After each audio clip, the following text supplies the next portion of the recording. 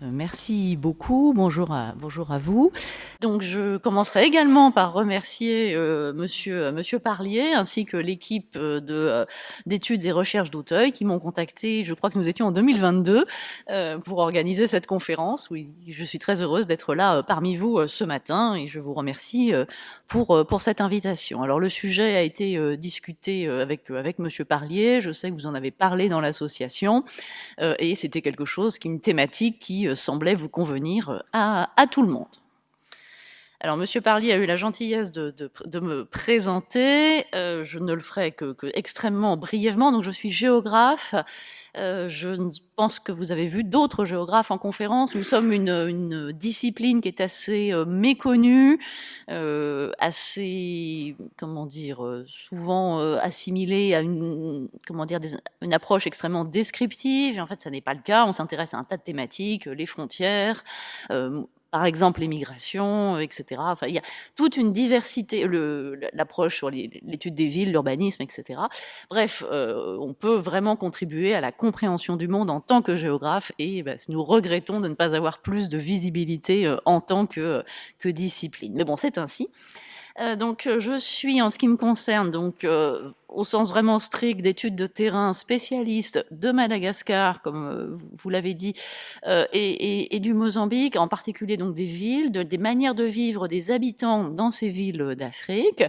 Et au fil des années, en allant dans ces villes, je me suis aperçue qu'il y avait beaucoup d'étrangers de diverses origines, des Chinois, des Indiens, etc. Et donc, ça m'a mené petit à petit à étudier donc les minorités étrangères et plus largement les migrations internationales. Donc, on voit comme ça aussi comment évoluent les thématiques de recherche au fil du temps. Ça fait 30 ans que je fais de la recherche. Donc, comme vous avez eu la gentillesse de le dire, ça c'est le dernier livre que j'ai publié, alors qui est un livre de spécialiste, enfin que tout le monde peut lire, mais qui est tout de même qui reste inscrit dans un champ scientifique. Donc l'Afrique cosmopolite, et c'est un petit peu, c'est pour ça que j'avais remis la diapositive, c'est parce que ça va rejoindre des thématiques dont nous allons parler ensemble ce matin, à savoir le fait que, eh bien, il y a une grande diversité d'origine des populations dans les pays. Je parlerai plutôt des villes, mais je parlerai aussi un petit peu fugacement des campagnes.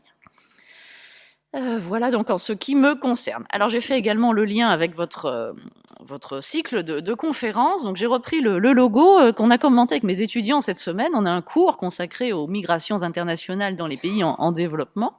Alors j'ai beaucoup aimé ce logo pour différentes raisons. La première, c'est que donc il associe les migrations notamment à l'espérance. Environnement et démographie, c'est neutre.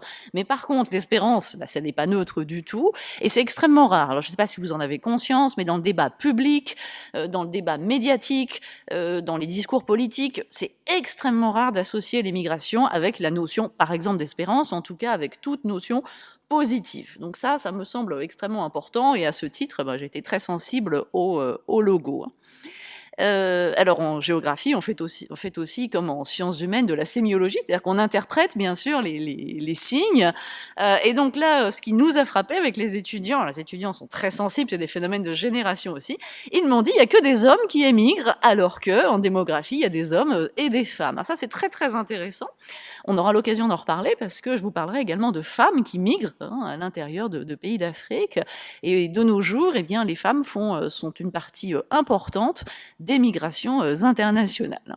Donc c'est un petit commentaire, un petit clin d'œil. Je l'avais écrit, c'est à peu près la moitié, au niveau international, quasiment en fait, c'est la moitié des gens qui quittent leur pays sont des femmes. Et ça reste méconnu, peu visible, puisqu'il y a une habitude d'insistance sur les hommes. Bon voilà, donc c'était simplement pour faire le lien entre la conférence et votre thématique, et j'ai trouvé ce logo très très très intéressant. Et puis aussi, bien sûr, la dimension planétaire. Mais ça, je pense que vous y avez réfléchi. Alors moi, je vous parlerai pas à l'échelle mondiale. Vous avez vu Madame Witold de Winden, pour ceux qui étaient là il y a quelques semaines, qui, j'imagine, vous a parlé de ces questions-là au niveau international. Moi, je me concentrerai donc sur les sujets des migrations en Afrique. Alors c'est un sujet éminemment sensible du point de vue des discours. Alors on parlera absolument pas de ça. C'est la seule diapositive qui évoque comment de nos jours, en Europe, sont largement perçues les migrations africaines. Donc il y a vraiment un imaginaire très fort de migration donc clandestine, par bateau, et de gens qui sont toujours présentés en position très vulnérable. Donc là, j'ai pris une image parmi des milliers qu'on trouve sur Internet. C'est Radio-Canada qui avait pris ce cliché-là. Ce sont des gens qui ont été sauvés d'un naufrage, et on les voit donc eh bien, en position, on voit surtout des hommes d'ailleurs, là en l'occurrence, en position vulnérable, ils ont froid, ils sourient pas, ils sont ramenés sur un bateau ou à terre. Bon. Donc une vision qui est très souvent misérabiliste, qui nie les individus, hein, puisqu'on voit des effets de groupe, de masse. Et puis, au-delà de ces images, donc qui sont quotidiennes, hein, ça fait 15 ans, enfin 10 ans, pardon, c'est toujours le cas de nos jours, on a toujours cette représentation-là. Au-delà de ça, eh bien, il y a un certain nombre de gens qui écrivent, et quand on écrit, on a un certain pouvoir, puisqu'on va être relayé dans des médias, dans les réseaux sociaux. Il y a un autre auteur qui s'appelle Stephen Smith, je ne sais pas si vous en avez entendu parler, qui a une grande notoriété et qui a écrit des livres qui ont été très intégralement décriés par la communauté scientifique, qui cependant ont été beaucoup relayés par les dirigeants politiques notamment, qui ont été beaucoup salués dans le débat public. Alors qu'en fait, j'ai pris celui-là plutôt, celui de Serge Mikhaïlov, qu'une sorte de journaliste essayiste. Et alors, je vais pas développer parce que c'est pas mon propos aujourd'hui, mais en fait, rien ne va hein, dans ce titre, dans cette image, puisque Africanistan, ça évoque évidemment l'Afghanistan ou les pays où une certaine violence se développe en Asie centrale, avec l'idée donc de la peur, bien sûr, hein, de mouvements terroristes. L'Afrique va-t-elle se retrouver dans nos banlieues? Donc, il y a vraiment l'idée de nous et les autres, hein, d'un antagonisme très fort. Et puis rien ne va non plus avec l'image, puisque c'est des images de traversée du Sahara qui sont très souvent présentées comme des images de migration clandestine, alors que pour l'essentiel, ce sont des travailleurs et des marchandises. Donc c'est du transport régional. Alors il peut y avoir bien sûr des camionneurs qui ont pris des migrants clandestins. Mais en soi, si vous voulez, cette cargaison là, avec tout ceci, ce sont des marchandises, ce sont des travailleurs, ce sont des commerçants. Ce ne sont pas des migrants. Et c'est pourtant l'image du camion qui traverse le Sahara qu'on trouve très très souvent. Bon.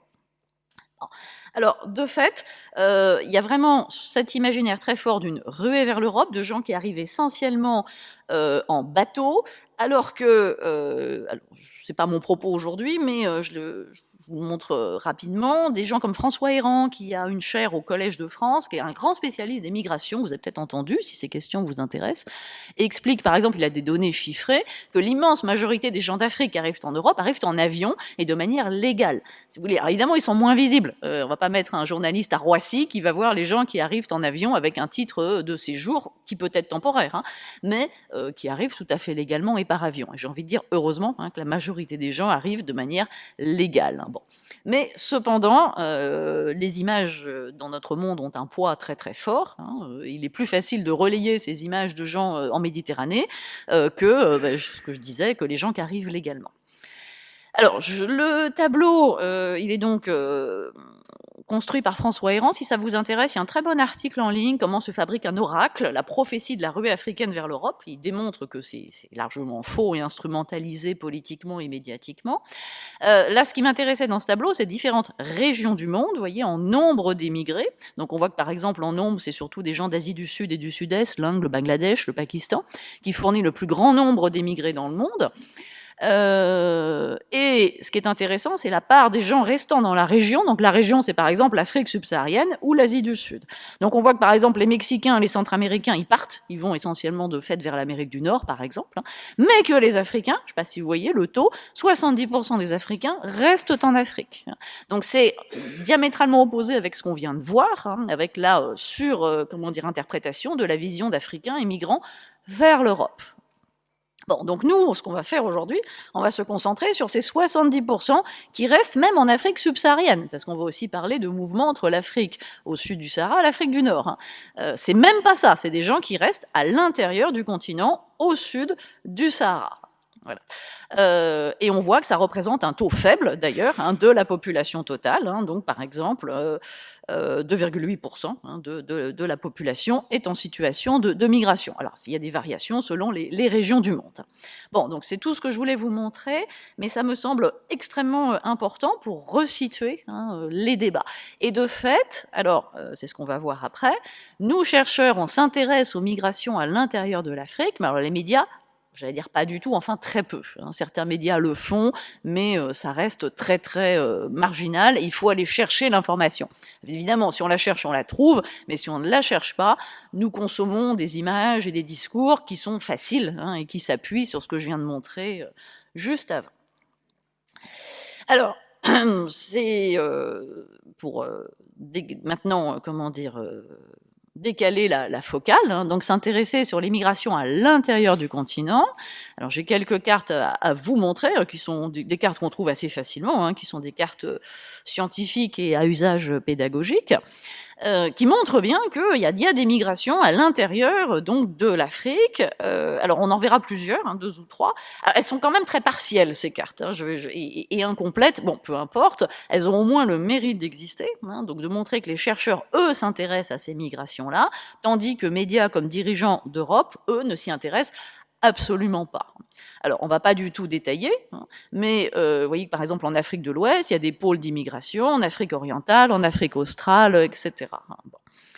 Alors, il y a également hein, des choses que l'on ne voit pas. Hein, et je vous disais, la carte est incomplète. Par exemple, on ne voit pas d'importantes migrations vers l'Égypte, j'en reparlerai tout à l'heure. On voit pas les migrations à l'intérieur du Maghreb. On voit pas les Comores et Mayotte, pour prendre un thème qui est très surmédiatisé là aussi en ce moment et de manière non rigoureuse hein, scientifiquement. Bon, j'en parlerai pas, mais si vous le souhaitez, on pourra en discuter lors des questions.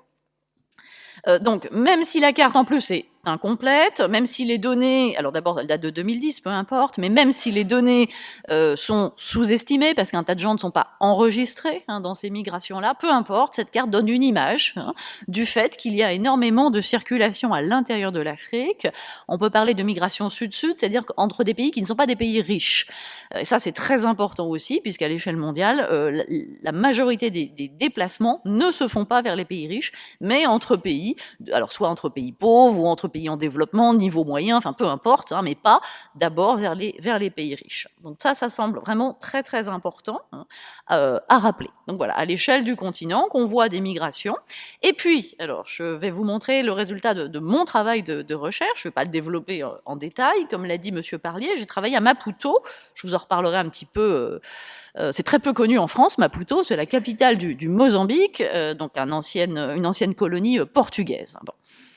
Et donc, ce sont des cartes qui ont, comment dire, l'intérêt de montrer des trajectoires individuelles. Et ça, c'est quelque chose qu'on peut proposer en géographie, qui est assez riche, qui permet de reconstituer des itinéraires. Donc là, je pense que oui, vous arrivez à le lire, peu importe les détails. Mais là, c'est 4 personnes qui sont parties de Côte d'Ivoire, de Guinée et 2 du Rwanda, avec les dates de départ, les pays traversés, les moyens de transport, leur activité, tailleur, épicier, commerçant, et donc les trajectoires à l'intérieur de l'Afrique. Alors, ce qui me semble significatif dans cette carte, c'est que Maputo, on n'en a pas entendu parler, et à Maputo, il y a des étrangers de toute l'Afrique, il y a des étrangers du monde entier par ailleurs. Hein. Pour différentes raisons que l'on reverra, des gens qui traversent le continent, alors soit en avion, par exemple celui-ci a pris l'avion depuis Bamako, hein, mais d'autres, alors c'est pas à pied, hein, c'est en car, etc. On aura l'occasion aussi d'en reparler. Mais en tout cas, si vous voulez, du point de vue d'une ville comme une autre, parce que c'est Maputo, ça aurait pu être des villes, d'autres villes du continent, hein, eh bien, on trouve des gens de plein de pays différents, j'en ai pas rencontré, j'ai pas cartographié, mais des gens de Somalie, d'Éthiopie, etc., etc. Je vous dis, et par exemple des Marocains, je vous en reparlerai un peu plus tard. Vous voyez que d'un extrême à l'autre du continent, nous retrouvons des gens venus vraiment, on trouve des circulations, d'un extrême à l'autre du continent. Donc ça, c'est une représentation. Ça, c'en est une autre. C'est pas moi qui l'ai fait.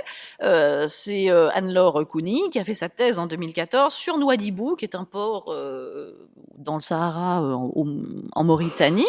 Et de la même manière, eh bien, elle cartographie des itinéraires, des durées de séjour depuis Abidjan, et c'est commenté, vous voyez, avec des petites, comme une bande dessinée, avec des détails qui permettent vraiment de suivre un individu et de suivre un parcours migratoire. Et donc, du coup, au lieu d'avoir des flèches qui déshumanisent, ce type de méthode rend vraiment de manière très concrète et très individuelle les parcours migratoires. Donc ça, c'est des méthodes qui ont aussi été promues par des chercheurs en partie militants, c'est-à-dire au sens de vouloir donner une image plus favorable des migrations, notamment en renonçant à calculer des nombres, des quantités de gens qui émigrent, parce que c'est pas forcément facile, puis j'allais dire ça c'est le travail des agences de l'ONU, mais en s'intéressant aux trajectoires individuelles.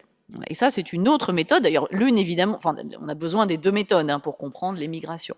Mais ça permet de montrer des choses assez complexes, assez subtiles, des processus lents, un peu chaotiques, des processus de retour également. On en parlera peut-être. Donc ça, je ne vais pas le développer. Je ne sais pas si Madame Vitol de Verden vous l'a montré. C'est simplement pour dire, ça a été un essai de chercheurs il y a 10 ans pour représenter autrement qu'avec des flèches les migrations internationales. Alors l'idée, c'est entre les régions du monde. J'ai pas forcément le temps d'en parler, mais ça permet de montrer beaucoup plus les migrations entre pays en développement. On voit très bien du coup que tout ne va pas vers l'Amérique du Nord, par exemple, ou tout ne va pas vers l'Europe, contrairement à l'imaginaire dont je parlais tout à l'heure. On voit l'importance des migrations à l'intérieur de l'Afrique. Vous voyez là la flèche. Et on voit que numériquement, ces migrations sont plus importantes que celles vers l'Europe, voilà, qui existent, qui sont importantes, bien sûr. Il ne s'agit pas de nier qu'il n'y a pas, bien sûr, qu'il y a une immigration africaine vers l'Europe. Ce serait stupide de le dire. De même qu'on voit une immigration vers les États-Unis d'Amérique latine, mais on voit aussi une immigration interne assez importante, ou alors vers l'Europe. Bon, peu importe, mais en tout cas, c'est pour décentrer un petit peu le regard et voir que les flux internes aux régions sont extrêmement importants, notamment les régions de pays, on va dire, qui ne sont pas les pays riches. Vous voyez, donc, et ça a été une représentation qui permet de mettre toutes les régions du monde au même niveau, sans hiérarchie et sans ces fameuses flèches, je vous ai pas remis la carte, mais qui incisent vraiment et qui donnent l'impression d'invasion, de submersion, de ruée et qui vont alimenter les discours xénophobes en Europe par exemple, mais aux États-Unis ce sont les mêmes et dans d'autres régions du monde également. Bon. Voilà. Alors, ce matin, donc, on va voir ensemble les Africains qui vivent dans un autre pays que le leur, c'est la définition d'être émigré. J'insisterai plus sur des migrations de type ordinaire, c'est-à-dire on verra des gens qui travaillent, des étudiants, etc., que sur des gens qui sont contraints à fuir en catastrophe. J'en parlerai bien sûr, des réfugiés. C'est le continent qui accueille le plus de réfugiés, mais il me semble que c'est connu et que peut-être si vous vous intéressez à ces questions-là, c'est moins connu de voir des gens ordinaires, des commerçants, des enseignants, etc., des religieux aussi par exemple, qui émigrent à l'intérieur de l'Afrique. Donc c'est ce que j'entends par ordinaire, c'est-à-dire des gens presque comme vous et moi, enfin comme vous et moi d'ailleurs, par contre peut-être plus contraints par des situations de pauvreté, et donc une vision qui ne soit pas misérabiliste. Ça c'est extrêmement important, parce qu'il y a un certain nombre d'études comment dire, faites vraiment de bonne foi, avec des bons sentiments, mais qui ont une vision trop misérabiliste des circulations des Africains. Donc ça c'est ce que je viens de vous dire, et peut-être donc décaler un peu la manière dont on appréhende ces phénomènes habituellement. Alors quand je dis on, c'est vu d'Europe, vu de France, mais j'ai l'impression que c'est déjà très diffusé en Europe. Alors j'ai 4 points aujourd'hui de durée variable qu'on va voir ensemble. Donc premièrement, on va voir ça à l'échelle du continent, l'ensemble de l'Afrique. Ensuite, on va voir qu'il y a surtout des migrations de voisinage. Enfin, c'est pas contradictoire, mais qu'avant tout, les gens émigrent aussi dans les pays voisins. En troisième point, on verra les étrangers en Afrique, enfin les étrangers africains en Afrique, on s'entend, qui sont insérés dans des milieux locaux, urbains comme ruraux. À propos de ce que je viens de dire, je réalise que souvent en France, par exemple, vous l'avez peut-être déjà entendu, on dit que l'Afrique c'est un pays, comme si c'était une citoyenneté, et comme si c'était un ensemble unique. Enfin, moi je l'ai déjà entendu, par exemple, je ne sais pas si vous l'avez déjà entendu, que l'Afrique est vue comme un tout homogène, et ça tient aussi notamment au fait que la population est majoritairement noire et on va assimiler la population au territoire et à la nationalité. Donc c'est évidemment complètement faux. Donc les étrangers d'Afrique sont africains comme, je sais pas, des Polonais ou des Italiens par rapport à la France. Donc une insertion dans des milieux locaux, en ville et en campagne, je parlerai surtout des villes. Et enfin, ce sera rapide, qui sont ces Africains qui émigrent de leur propre choix? Ça synthétisera un peu ce qu'on a vu, une approche peut-être plus sociologique de voir qui sont les émigrés. Donc, et par contre, là, je ne parlerai pas des réfugiés, parce que si c'est pas du propre choix, la dimension sociologique est plus écrasée par définition, quand il y a une fuite en masse. Alors tout le monde ne fuit pas pareil, mais il y a quand même moins de diversité sociologique. Voilà le programme de notre conférence. Donc c'était une introduction pour situer, et maintenant on va entrer dans le vif du sujet.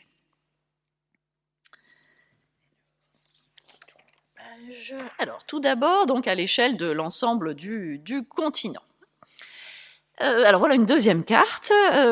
Donc celle-ci, c'est pas moi qui l'ai faite, mais c'est la revue Carto. Je sais pas si vous connaissez, ça se vend en kiosque, c'est plusieurs fois par an, ça peut vous intéresser. C'est beaucoup de thématiques sociales, économiques, politiques et historiques qui sont mises en carte. C'est très intéressant. C'est une revue qui est solide, qui est bien. Une revue, je vous dis, qui est vendue dans les kiosques, en presse. Et donc, il m'avait demandé un article, les Africains migrent d'abord en Afrique. Donc, preuve là aussi que ça les intéressait, que j'avais écrit en 2020. Donc, ils ont fait la carte à partir de différentes données que je leur avais indiquées. Alors, j'aime bien la carte, j'ai réfléchi en préparant la conférence pour aujourd'hui. Il y en avait beaucoup qui n'insistaient que sur les réfugiés, par exemple. Celle-là, elle est assez neutre. Donc, en 2015, elle montre le nombre de gens avec une proportionnalité des flèches. Donc, ça permet de voir des pôles qu'on ne connaît pas forcément. Par exemple, le Nigeria, bien sûr l'Afrique du... Enfin, je dis bien sûr, je ne sais pas ce que vous connaissez de l'Afrique, en tout cas l'Afrique du Sud, la Côte d'Ivoire, on va en reparler. L'Ouganda, je ne sais plus si je viens de le dire, enfin en tout cas des pôles auxquels on n'aurait pas forcément pensé. Et puis en grisé, oui vous les voyez, ce sont les 10 pays donc en nombre total d'émigrés et d'immigrés, c'est-à-dire à la fois les départs, les arrivées, donc ça permet de ne pas hiérarchiser, et ça montre des pays, par exemple comme l'Égypte ou comme le Soudan, qui ne sont pas du tout perçus comme tels. D'ailleurs je vois que Bénin là est mal localisé, et ça devrait être ici le Bénin. Bon, bref, peu importe. Et puis sur cette carte, par exemple, on ne voyait pas les Comores et Mayotte, dont j'ai parlé tout à l'heure. Donc elle est plus complète, elle intègre plus la diversité du continent. Elle permet vraiment de mettre en évidence un certain nombre de mouvements intéressants. Alors par contre, elle en oublie d'autres. Elle oublie par exemple les mouvements qu'on a vus sur la carte individuelle d'Afrique de l'Ouest vers le Maroc, qui sont très importants, d'Afrique de l'Ouest vers l'Algérie et la Libye également. Donc ça, j'en parlerai pas, mais si vous avez des questions, je pourrai bien sûr y répondre. Les mouvements vers l'Égypte aussi, qui sont très importants. Alors, par exemple, je ne sais pas si vous le savez, mais de toute la corne de l'Afrique, Éthiopie, Érythrée, Somalie, Soudan, il y a énormément de gens qui font des remontées, donc des passages clandestins vers l'Égypte, à travers le Sinaï, pour aller donc travailler en Israël. Alors ça, c'était avant octobre. Je ne sais pas si c'est toujours le cas, mais c'était une route migratoire très importante. Et Israël, ça a été peu dit à propos des attaques du 7 octobre, Israël accueille une main-d'œuvre internationale immigrée extrêmement nombreuse. Il y a eu beaucoup de Thaïlandais, par exemple, parmi les gens qui ont été tués. Et en raison du fait qu'ils ont souhaité substituer la main-d'œuvre palestinienne, une main-d'œuvre étrangère à la main-d'œuvre palestinienne depuis 10 ou 20 ans environ. Et de fait, ça a créé donc une sorte d'appel j'aime pas ce mot-là d'appel d'air, mais pardon, je l'ai utilisé, pour une route, je vous dis, qui est totalement méconnue en Europe, qui est extrêmement dangereuse, qui a des mouvements terroristes armés qui vont racketter les gens dans le Sinaï. Alors, aujourd'hui, vu ce qui se passe, peut-être que ça s'est suspendu, j'en sais rien, parce que l'armée égyptienne est peut-être plus présente. En tout cas, ce serait intéressant à voir. Il y a énormément de mouvements de ce type-là, par exemple. Alors qu'ils sont connus, si vous cherchez des informations là-dessus, vous allez en trouver. Par contre, je vous dis, c'est plus étonnant qu'il n'ait pas cartographié les mouvements vers le Maroc. Le Maroc est vraiment devenu un pays d'immigration, alors que pour nous, Français, il est perçu comme un pays d'émigration. En fait, c'est les deux. Il y a toujours des gens qui quittent le Maroc, qui quittent l'Algérie, la Tunisie, pour prendre les anciennes colonies françaises. Mais il y a également des gens donc d'Afrique, au sud du Sahara, qui s'installent au Maroc, alors avec la volonté, ou non, on en reparlera, d'aller en Europe. Et tout le monde ne le souhaite pas. Il y a aussi des gens qui s'installent au Maroc, en Algérie, et on l'a vu, si vous suivez l'actualité, il y a eu des tensions très fortes l'année dernière en Tunisie, où le gouvernement a eu des manifestations, des déclarations xénophobes, et il y a eu des chasses à l'homme et des gens qui ont été contraints de rentrer dans des conditions très dures. Que voulais-je vous dire d'autre sur cette carte? Oui, alors on voit des grands pôles de travail, ça c'est quelque chose qui est très important et qui est perdu de vue aussi dans les discours sur les migrations internationales, c'est que si les gens se changent de pays, c'est avant tout pour travailler. Et donc les grands pôles de travail sont la Côte d'Ivoire, c'est très ancien, hein, depuis, disons qu'il y a des États, depuis les indépendances. Le Nigeria, alors Nigeria c'est complexe, parce que c'est le pays le plus peuplé d'Afrique, donc à la fois il y a des gens qui viennent pour travailler, mais il y a aussi des gens qui partent. Des Nigérians, j'en ai rencontré plein au Mozambique, il y a des Nigérians partout, il y en a dans le monde entier, mais notamment en Afrique. Puis vous avez peut-être entendu hier qu'il y a encore eu une attaque avec 200 élèves qui ont été enlevés dans le nord-ouest du Nigeria, donc il y a une très grande violence terroriste contre les populations, et beaucoup de gens fuient vers le Tchad par exemple, ou vers le Cameroun. Donc des grands pôles d'immigration, donc par exemple la Côte d'Ivoire, comme je le disais, l'Afrique du Sud, qui est un pôle majeur d'immigration. Il y a des millions de gens étrangers qui travaillent en Afrique du Sud, on en reparlera. Et puis plus localement, la région des Grands Lacs, par exemple, ou autres. Mais vraiment, les deux grands pôles pour le travail, ça va être la Côte d'Ivoire et l'Afrique du Sud. Ce qu'on voit également, attendez, je vous demande pardon, oui c'est ça, j'ai rien mis d'autre. Ce qu'on voit, ce qu'on ne voit pas, ce que les flèches ont tendance à ne pas montrer. Voilà, les flèches montrent point A, point B. Vous voyez, je pars, j'émigre, j'arrive, je m'installe. On a longtemps raisonné comme ça dans les migrations internationales, et ce que montrent toutes les études, c'est que c'est bien plus complexe que ça. C'est qu'en fait, les gens ne savent pas forcément où ils partent, ne savent pas forcément s'ils vont y rester, et n'ont pas forcément un parcours linéaire, comme on l'a vu sur la carte celle-ci par exemple. Vous voyez, où les parcours, par exemple, de la personne qui a quitté en 2001 la Côte d'Ivoire, elle n'avait aucune idée qu'elle arriverait un jour à Maputo en 2015. Y est-elle encore aujourd'hui ? C'est des études aussi longitudinales qu'on peut mener. Donc non, les parcours sont rarement linéaires, et désormais les études menées par les chercheurs montrent ça, ce qui fait qu'on parle plus de circulation que de migration. Alors il existe toujours bien sûr des migrations d'un point A à un point B, mais c'est pas forcément du tout le schéma le plus répandu, le plus classique. Donc des circulations, des arrêts, des retours, des arrêts forcés. Ces arrêts forcés peuvent se transformer en choix, en se disant finalement je reste. C'est interprété désormais comme des situations de fatigue, par exemple, de manque d'argent, tout simplement, on peut pas aller plus loin, mais les gens en ont assez aussi de tenter d'aller plus loin, et donc on observe vraiment des gens qui se disent maintenant, je suis là, je m'arrête. Alors c'était très net au Mozambique, des gens que j'ai rencontrés, je leur demandais, est-ce que vous voulez rester au Mozambique? Et beaucoup me disaient, ils me répondaient pas, mais ils me disaient, pour l'instant, je suis là. Et ça, ça montre, comment dire, l'incertitude des projets migratoires. Alors, il y en a qui voulaient aller en Afrique du Sud, il y en a qui y sont allés. Puis en Afrique du Sud, il y a une très forte xénophobie, une très forte violence aussi, et donc ils sont revenus au Mozambique. Alors c'est moins riche, il y a moins d'emplois, mais au moins au Mozambique, ils me disaient, au moins, on risque pas de se faire tuer. C'était très clair dans leur tête. Et puis par exemple, le Mozambique accorde très aisément le droit du sol, enfin c'est pas très aisément, accorde un droit du sol total, c'est-à-dire que tout enfant étranger né sur son territoire devient mozambicain, et pas mal de gens me disaient, ceux qui sont parents me disaient, en tout cas pour nous c'est une sécurité, les enfants ont la nationalité, pour l'instant on reste là. Donc vous voyez, c'est vraiment très, très variable aussi, selon à la fois les projets des gens, et en même temps le contexte local des pays. Dans le même temps, j'avais été extrêmement surprise, donc on me voit, moi, française, en tout cas perçue comme européenne, et à Maputo, on m'a posé des questions à une seule personne en me demandant comment on fait pour avoir un visa Schengen. Et là, je vous avoue que je me suis dit, mais à Maputo, comment il envisage de venir en Europe, quoi. Donc ça reste aussi un horizon pour certaines personnes, donc c'est très complexe, la distance géographique n'est pas forcément prise en compte. On observe désormais des flux, par exemple, c'est juste une parenthèse, mais d'Africains, c'est marginal, mais c'est des gens qui vont avoir un peu d'argent, qui vont émigrer vers le Brésil, du Brésil vers la Guyane, et de Guyane essayer donc d'entrer sur le territoire français. Donc c'est des phénomènes qui deviennent d'une complexité assez difficile à mesurer en fait.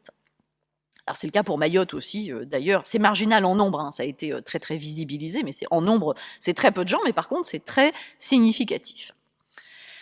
Voilà ce que je peux vous dire donc sur cette carte et à l'échelle du continent. Donc ce sont des choses qui ne sont pas forcément faciles à quantifier, je vous le disais. Et puis il y a différents types bien sûr de migration. Mais en tout cas, il y a des circulations dans tout le continent, entre Afrique du Nord et Afrique au sud du Sahara, à l'intérieur de l'Afrique du Sahara, etc. Donc il y a tout un ensemble de circulations. Donc ça, c'était le premier point. Deuxième analyse, ce qu'ont montré beaucoup de chercheurs, géographes ou non, c'est qu'il y avait en fait surtout des migrations de voisinage. Alors c'est assez universel. Oui, bon, je ne vais pas vous donner de comparaison, mais dans les phénomènes migratoires internationaux, beaucoup de gens migrent dans le pays voisin, pour des raisons extrêmement simples. C'est que c'est le moins cher et c'est souvent le plus facile en termes d'accessibilité. Là, on a parlé de trajets, par exemple, qui pouvaient être en avion ou bien qui pouvaient durer des semaines en car, par exemple. Donc, évidemment, le plus simple, c'est d'émigrer dans le pays voisin.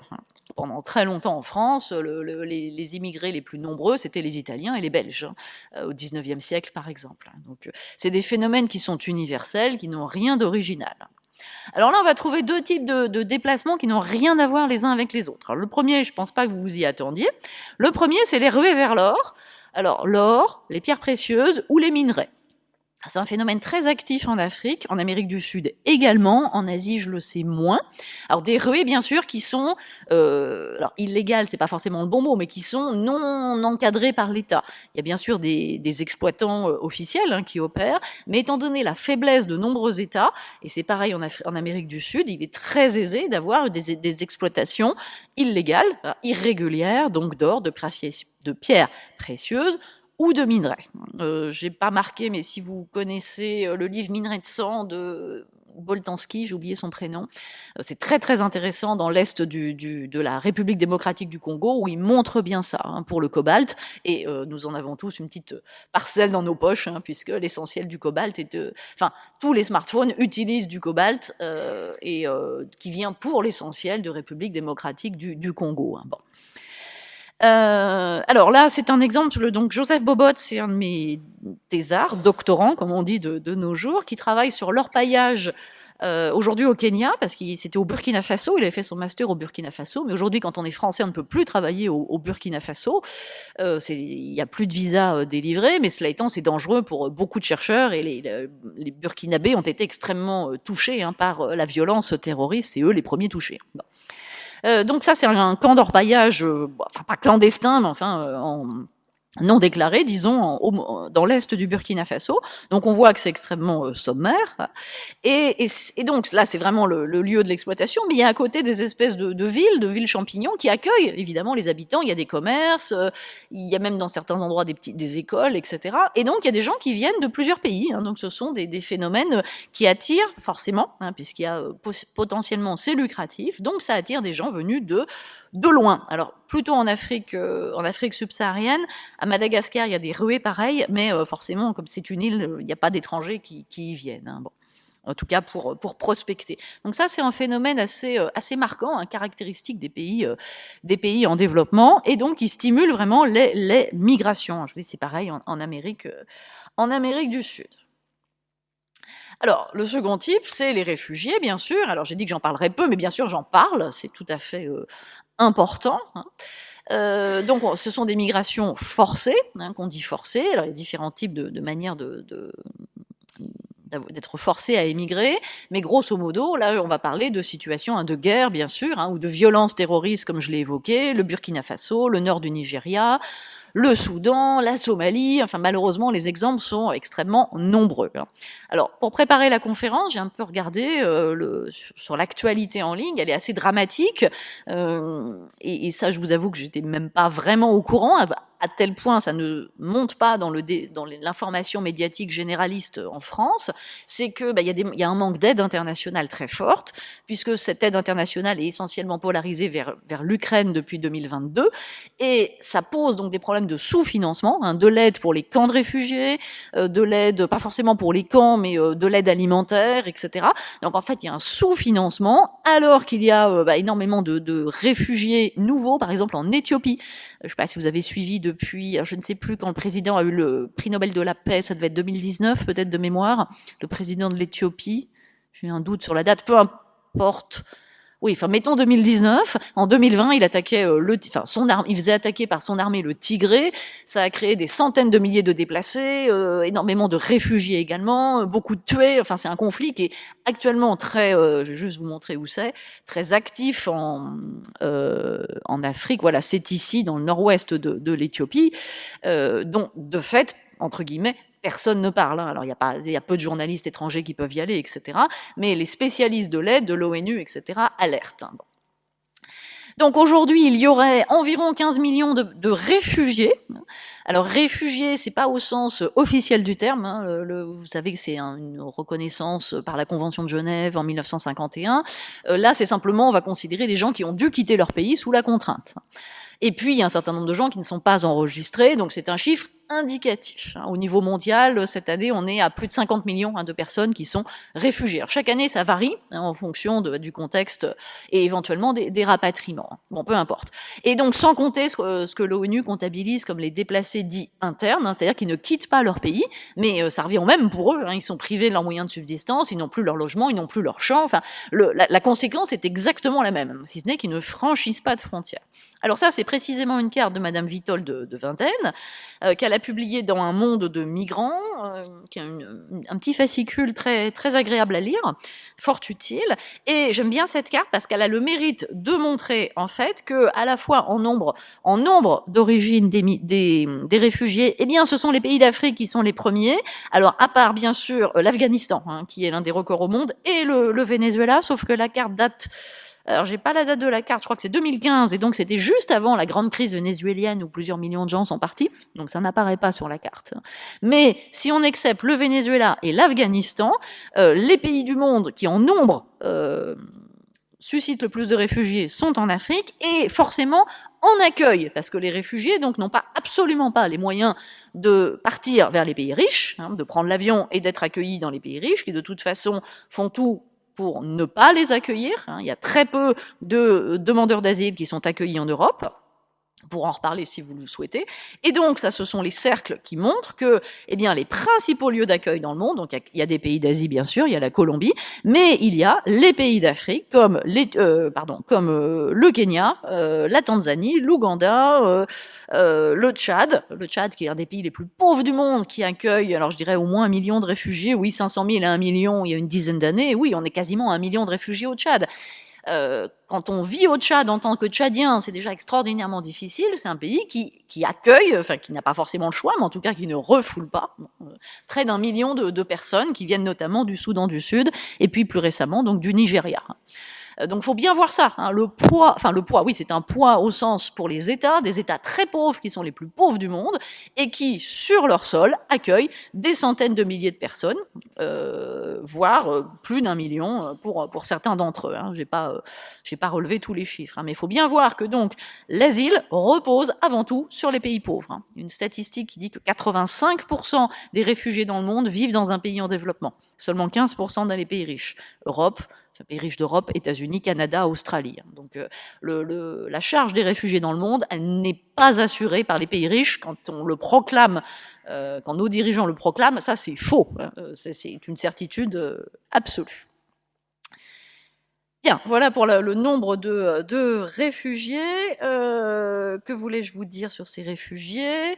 Donc, oui, où est-ce qu'on trouve ces réfugiés? Donc, on les trouve installés dans des camps, donc ça, je n'en parlerai pas. Vous pourrez me poser des questions si vous le souhaitez. Je n'en parlerai pas parce que je ne connais pas. Il est extrêmement difficile d'aller, pour les chercheurs, travailler dans les camps qui sont gérés donc par le HCR, le Haut Commissariat aux réfugiés.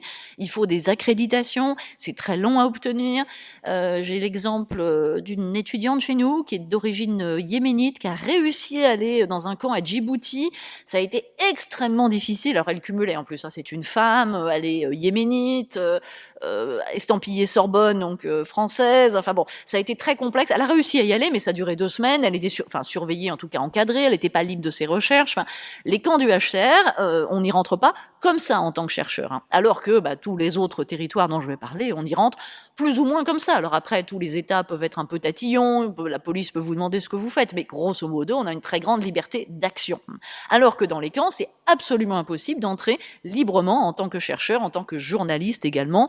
C'est pareil, il y a c'est paradoxal. colossal quand même, hein, parce que c'est l'ONU, c'est le HCR, et c'est financé par la communauté internationale, par les États, et donc on pourrait considérer qu'il y a évidemment, que ça devrait être des endroits, alors libres d'accès, je n'en sais rien, mais en tout cas aisés d'accès. Libre, pas forcément, hein, c'est peut-être logique qu'on sache qui est là, mais en tout cas, là, il y a vraiment une difficulté d'accès, c'est universel, hein, et notamment en Afrique. Donc ces camps sont nombreux, ils fluctuent. Vous avez peut-être entendu parler de la construction d'un camp d'ailleurs dans le Sinaï à la frontière, hein, de Gaza contrôlée par l'Égypte, on la voit sur satellite. Donc ce sont des espaces vastes, souvent au milieu de nulle part, hein, c'est-à-dire déconnectés de territoires économiques viables. Bon. Alors, ce qui m'intéresse plus, parce que là, on a accès aux personnes, et ça rend beaucoup plus compte d'une diversité des situations, c'est que beaucoup de réfugiés n'arrivent pas dans les camps, ou ne souhaitent pas y arriver, je vous en reparlerai, mais ils s'installent en ville, où donc ils vont travailler, hein, très vite les gens travaillent, ils sont pas forcément enregistrés en tant que réfugiés, alors ça c'est complexe, il y en a qui demandent le statut de réfugié, parce que ça peut leur accorder certains avantages, d'autres surtout pas, parce que ça peut leur créer un certain nombre d'ennuis, hein. Donc ce sont des choix que font les gens. En tout cas, ils s'installent dans des villes, les grandes, les plus petites, et donc, je vais vous remontrer, moi j'ai rencontré des réfugiés, par exemple, au Mozambique, hein, qui vivaient tout à fait librement.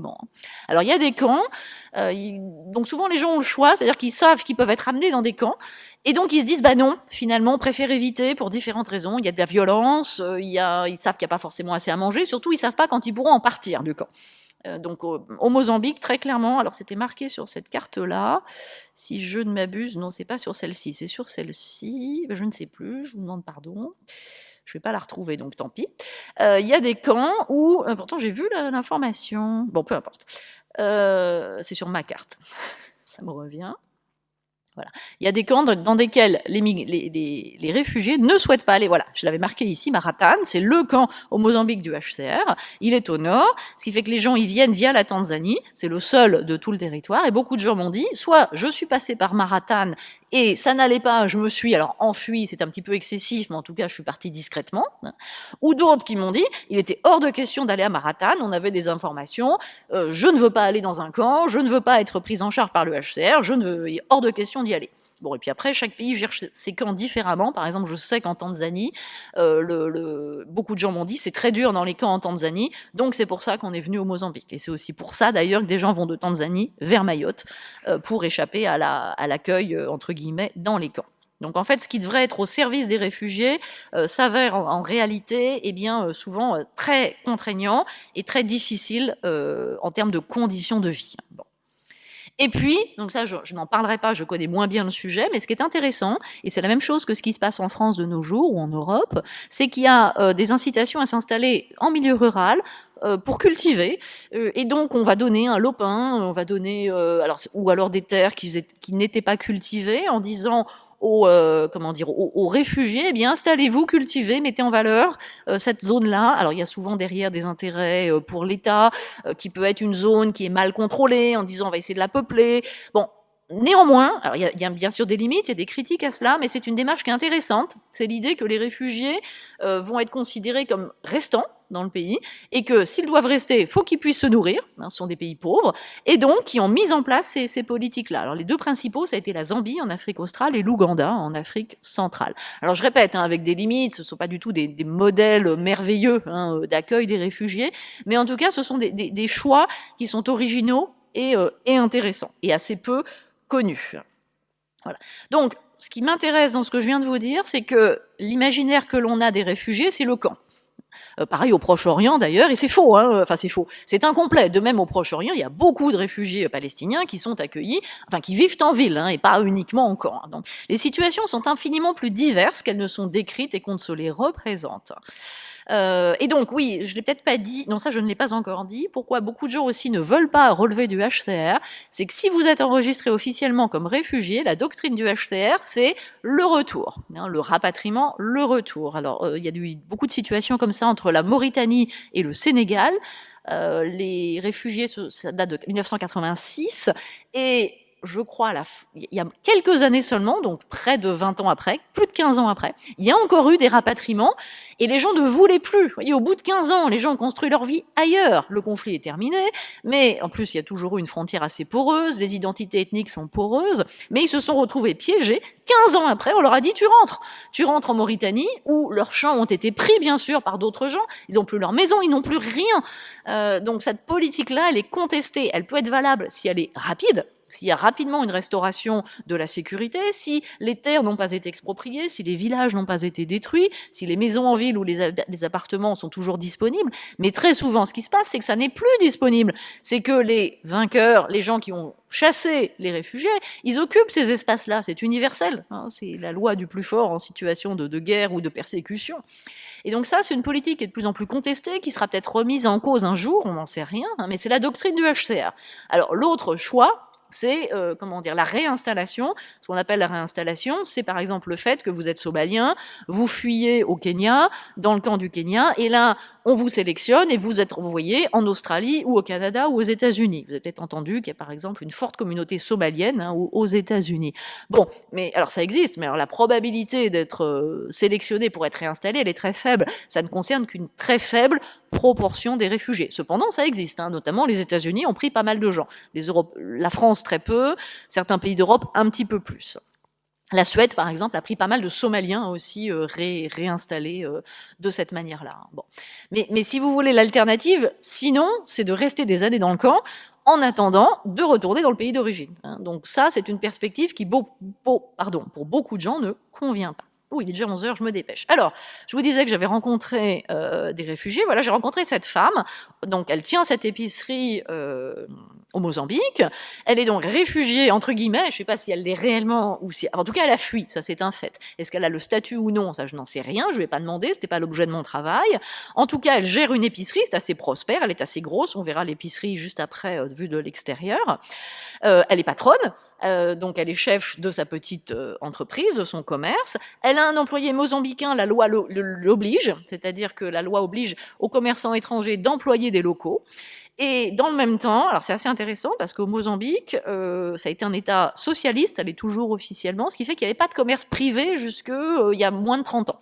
Il y avait que du commerce d'État, comme je sais pas les commerces de l'amitié que vous connaissez peut-être dans d'autres pays socialistes, ce qui fait que quand il y a eu la libéralisation économique, les Mozambicains n'avaient pas l'habitude du petit commerce, et du coup, ce sont les étrangers qui se sont engouffrés dans ce secteur, si bien qu'aujourd'hui, eh bien là, l'immense majorité du petit commerce est tenue par des étrangers. Alors, je vous ai pas mis de diapositive, mais il y a aussi des Nigérians dans le commerce de pièces détachées automobiles, la réparation.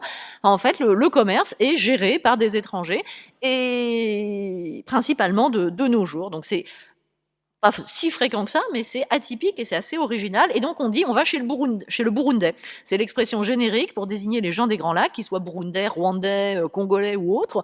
On dit on va chez le Burundais. C'est une expression qui est neutre, hein, qui désigne un fait, un état de fait qui est perçu par les gens.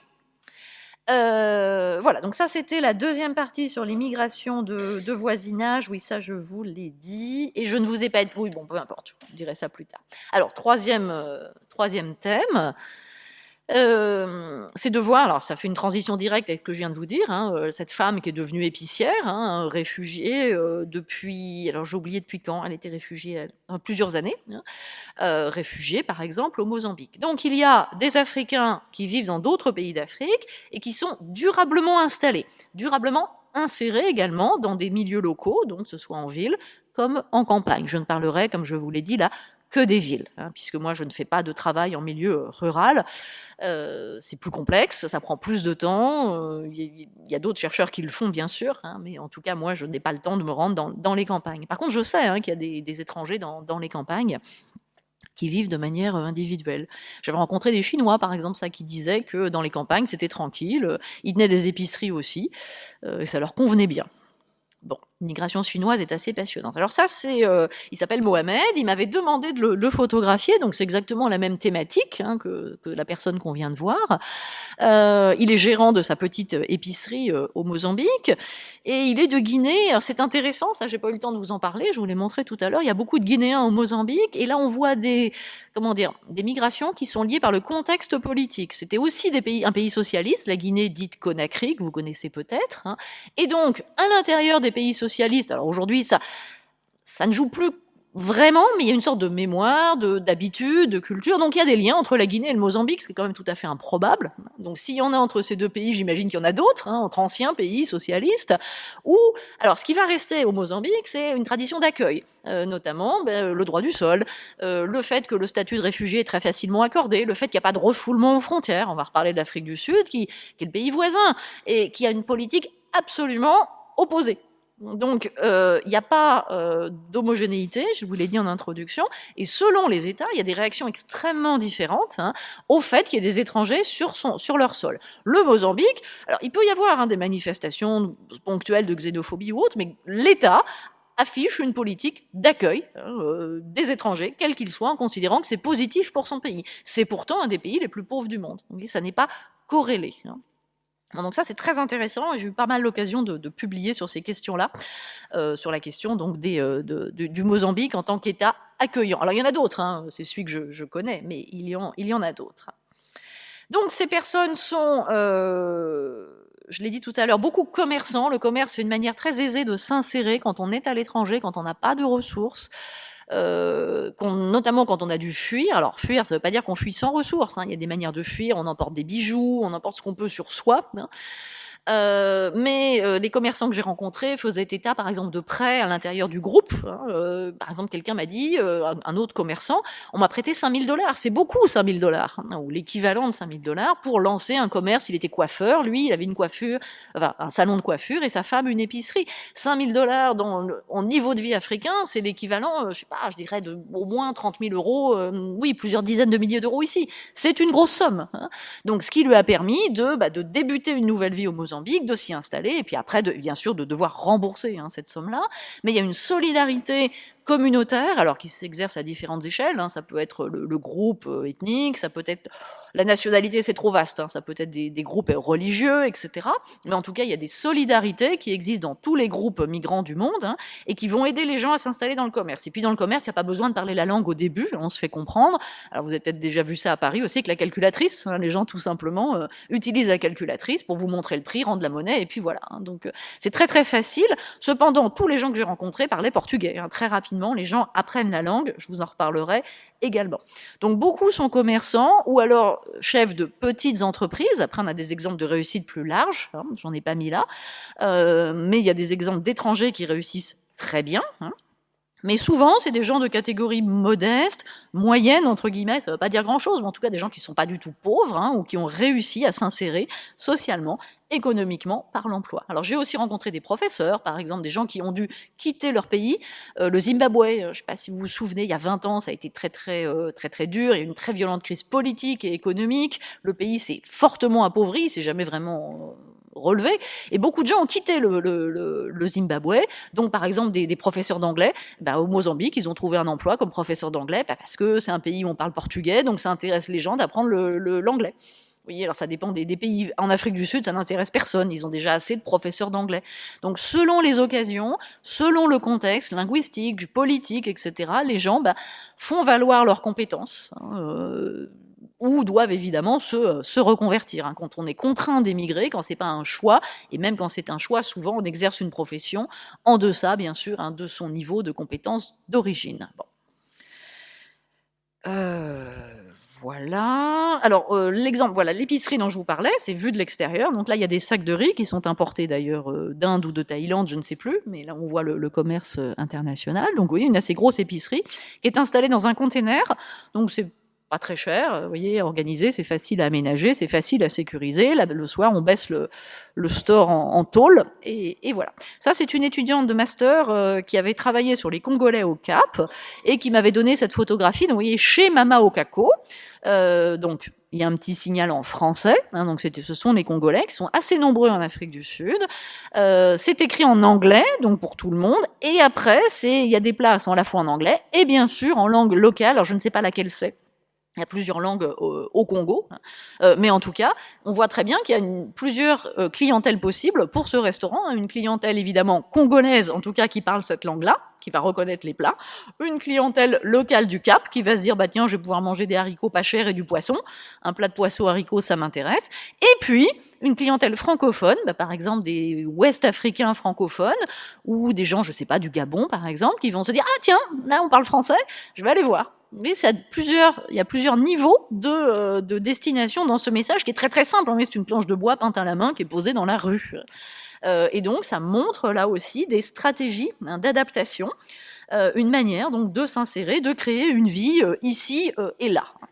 Alors c'est écrit un peu petit, ce que j'ai oublié d'agrandir. J'ai marqué qu'il y a une insertion en ville qui est souvent assez fluide et réussie, hein, même si ça se fait dans des milieux socialement modestes. Hein. La plupart ne deviennent pas des riches entrepreneurs. Hein. Alors, j'en ai pas parlé, et j'imagine bien, et ce sera une objection que vous pourriez me faire, et à juste titre, il y a bien sûr des tensions. Tout n'est pas rose, hein, parce que là, je vous ai présenté une vision un petit peu positive, bien sûr, pour insister là-dessus.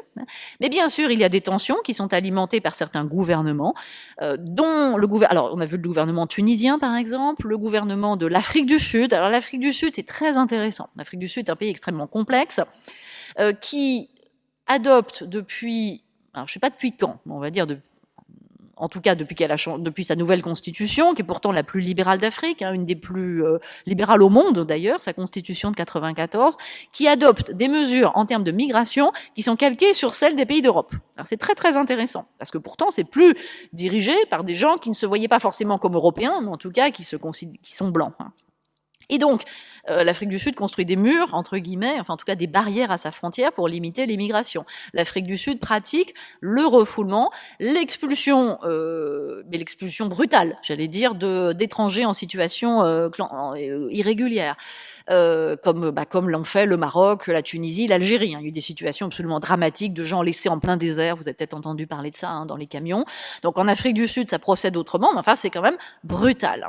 Et puis certains gouvernements ont attisé la haine envers les étrangers parce que vous le savez peut-être, il y a une sorte d'échec des gouvernements de l'ANC à promouvoir vraiment une avancée pour l'ensemble de la population noire. La pauvreté reste massive, il y a un manque d'emploi, et donc il est facile de désigner comme bouc émissaire je crois qu'il y a au moins 5 millions d'étrangers en Afrique du Sud, pour à peu près 50 millions d'habitants. Donc les quelques 5 millions d'étrangers, certains légaux, d'autres illégaux, c'est très facile de les désigner comme responsables de ces situations-là, et donc ça s'est traduit très concrètement par des violences, des commerces brûlés, des gens, alors c'est rare mais ça arrive, des gens qui sont tués, qui sont blessés, les gens ont peur, les gens se terrent pendant plusieurs jours, les gens sont repartis, comme je vous le disais tout à l'heure. Enfin, ça a été très dur. Alors, il y a des poussées de violence. La dernière est récente, j'ai plus la date en tête, mais il y a 1 ou 2 ans. Et puis, j'imagine que ponctuellement, ça arrive tout le temps.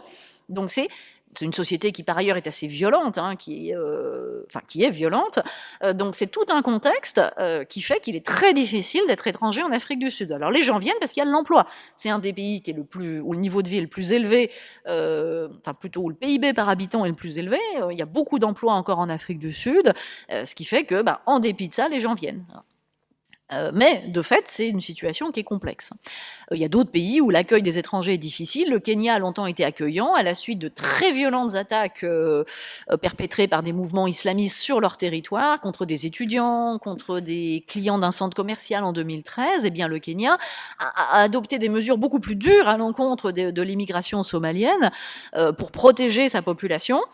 Et de fait, aujourd'hui, au Kenya, c'est plus difficile que ça n'était il y a 10 ans. Et d'ailleurs, ils ont démantelé ce qui était le plus grand camp d'accueil au monde, qui était le camp de Dadaab, qui était à la frontière somalienne, et ils l'ont fait fermer avec le HCR, etc. Enfin, il n'existe plus aujourd'hui. Donc, je ne détaille pas plus, mais c'est important. Je termine, ce sera rapide, j'en ai fini dans 5 minutes environ. Je vais juste boire un petit peu. Donc pour terminer, là j'ai plus de photographies ni de documents, ce sera uniquement quelques thèmes, qui sont donc ces Africains qui émigrent de leur propre choix, Et on va voir, comme c'est souvent le cas à propos des émigrés, qu'il y a beaucoup d'idées fausses, hein. Alors, la première chose, on imagine encore souvent, enfin, je ne sais pas ce que vous imaginez, mais il est très fréquent d'entendre que les émigrés, notamment d'Afrique, sont des gens illettrés, des gens qui n'ont pas de diplôme et qui sont pauvres. Alors, quand on est pauvre et illettré, on ne peut pas émigrer. On ne peut pas, alors notamment vers l'Europe, hein, là je me plaçais du point de vue de l'Europe, on ne peut pas, il faut de l'argent, soit qu'on vienne légalement ou illégalement. Si on vient légalement, il faut un passeport, il faut un visa, il faut un titre de séjour, il faut des raisons de venir en France. Et si on immigre illégalement, il faut plusieurs milliers d'euros.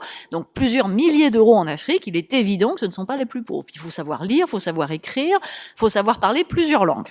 Alors, c'est ce que je vous ai écrit. De fait, les gens qui émigrent sont souvent diplômés du supérieur. L'Afrique, c'est le continent où plus les gens sont diplômés, moins ils ont d'emploi. C'est-à-dire qu'il y a normalement une tendance qui est que plus vous êtes diplômé, plus vous avez des chances d'avoir un emploi, au sens plutôt salarié. L'Afrique, c'est le seul continent au monde où c'est l'inverse. C'est-à-dire plus vous êtes diplômé, moins vous avez de chances d'avoir un emploi. Et quand on travaille en Afrique, on connaît tellement de gens qui sont ingénieurs, qui, je sais pas, enfin, diplômés de l'université, etc., et qui sont chauffeurs de taxi, qui tiennent les épiceries, etc. Donc, c'est vraiment assez frappant. Donc, ils sont souvent diplômés du supérieur. Et alors, ce qui est très, très frappant, c'est que tous les gens qu'on rencontre qui sont émigrés en Afrique, ils parlent pas une ou deux langues, ils en parlent 4 ou 5. Ils parlent déjà leur propre langue, ils parlent 2, 3 autres langues africaines, parce qu'il y a une atomisation linguistique, et puis ils vont parler anglais, parce qu'ils savent que partout, il faut parler anglais, et puis ils vont parler portugais ou français, etc. Moi, les entretiens, je les ai faits en portugais, en français ou en anglais. Voyez, donc, et il parlait bien mieux que moi, par exemple, le portugais. Hein, donc, et puis, je vous dis, plusieurs langues. Donc, ce sont des gens qui sont polyglottes, et ça, c'est tout à fait impressionnant. Alors, on l'a dit au tout début, il y a beaucoup d'hommes qui émigrent, mais je vous ai montré aussi une femme, et donc il y a des femmes. Hein, donc, j'ai pas le temps de développer, mais ça, c'est assez intéressant de voir que l'émigration, c'est synonyme d'émancipation, pour un tas de raisons. Hein, ça peut être d'échapper à un mariage promis, la fiction rend souvent compte de cela. Ça peut être de vouloir gagner son argent seul, ça peut être de vouloir construire sa vie, tout simplement. Donc, c'est assez marqué que beaucoup de femmes, et donc, qui vont devenir chefs d'entreprise, enfin, de petites entreprises, hein, ou de grosses, mais plutôt de petites. Et donc, je vous en ai montré au moins un exemple. Hein. Donc, bien sûr, il y a des hommes, mais il y a également des femmes. Les étudiants, c'est une catégorie qui émerge en Afrique. L'enseignement supérieur est très souvent défaillant, mais il y a des pays qui se sont spécialisés. J'ai pris l'exemple du Maroc parce qu'il est proche de nous, historiquement et culturellement. Il y a beaucoup de Marocains qui viennent étudier en France, mais le Maroc vraiment s'est spécialisé dans, alors c'est plutôt tout ce qui est technique, ingénierie, commerce, marketing, dans l'accueil des Africains. Alors, très simplement, c'est moins cher, c'est 3, 4, 5, 10 fois moins cher qu'en Europe. Et puis, il n'y a pas besoin de visa. C'est-à-dire que là où la France va refuser l'accès à des étudiants étrangers, vous avez peut-être entendu parler des débats, alors la France et d'autres pays, hein, eh bien, le Maroc va les accueillir. Alors, c'est des gens qui ont de l'argent, c'est pareil, hein, c'est pas, comment dire, des universités publiques gratuites, hein, ce sont des écoles supérieures privées, hein, également dans la santé. Là aussi, où les études de santé peuvent être de mauvaise qualité, eh bien, au Maroc, il y a d'excellentes études de santé, publiques, en partie payantes, etc. Et donc, ça devient un pôle alternatif à l'Europe. Il y en a d'autres, hein, notamment également dans le monde musulman, comme l'Égypte, par exemple, ou autres. Et enfin, et c'est mon dernier point, je termine là-dessus, c'est les aventuriers. Alors ça, c'est très intéressant. Beaucoup de chercheurs ont montré ça. Alors les gens, c'est en français d'Afrique, les gens disent « je suis un aventurier ». C'est une manière de se valoriser, de se mettre en scène son émigration. Et alors ça concerne surtout des jeunes. Alors on peut être aventurier dès 15 ans, hein, c'est la question des mineurs non accompagnés. Ça peut se finir de manière évidemment dramatique, hein, mais ça peut se finir aussi de manière plus positive, et c'est une manière de se construire à la fois en tant qu'individu, c'est-à-dire j'existe, je ne suis pas seulement de ma famille, de mon groupe social, etc. Je suis moi-même, et qu'adulte. Et donc ça existe dans beaucoup de sociétés africaines, ça se diffuse, notamment avec la télévision, les réseaux sociaux, etc. L'idée que par l'émigration, on va devenir un aventurier. Bon, donc c'est très riche et très intéressant, et je termine sur j'ai un mot de conclusion, ce livre d'une collègue qui montre en fait que c'est très intéressant, que beaucoup de gens se lancent là-dedans. Je vous dis, ça peut se finir de manière dramatique, ça peut se finir de manière réussie, et qui vont mobiliser ce qu'on appelle des compétences, j'aime pas ce mot-là, mais bon, mobilitaire, c'est la capacité à se déplacer, par exemple, parler plusieurs langues, c'est une compétence mobilitaire, hein, des capacités d'adaptation et spatiale. Il y a des gens, vous le savez, ne serait-ce que se déplacer dans une ville, c'est difficile. Aller à l'étranger, c'est inenvisageable. Donc tout le monde ne part pas, hein, c'est pas donné à tout le monde. Il faut bien sûr de l'argent, comme je le disais, mais il faut aussi pouvoir avoir ce type de désir hein, également, et donc qui va être assis sur ce type de compétences. Alors, quelques mots de conclusion. Donc, une grande diversité de situations, de causes d'immigration. Bien sûr qu'il y a des gens qui subissent, hein, c'est l'image la plus fréquente des Africains qui émigrent, c'est juste. Mais j'ai voulu insister beaucoup plus sur ceux qui agissent et qui sont maîtres de leur propre vie. Et là, on a vu beaucoup d'exemples, je pense, de l'émigration comme moyen d'émancipation, même si ça peut être difficile, hein, les gens le savent que ça va être difficile. En tout cas, c'est un moyen de se construire. Hein. Et bien sûr qu'il y a beaucoup de réfugiés en Afrique, et il est évident que c'est un point très important hein, dans l'aide internationale, dans la prise en charge par les États. Mais au-delà des seuls réfugiés, ce qui me semble beaucoup moins connu, c'est le fait qu'il y a des migrations ordinaires. Rappelons que 70% des Africains restent en Afrique quand ils émigrent, hein, où les gens vont vivre une vie normale et qu'ils ont choisie. Voilà, bon pardon, voilà, j'en ai terminé. Je vous remercie.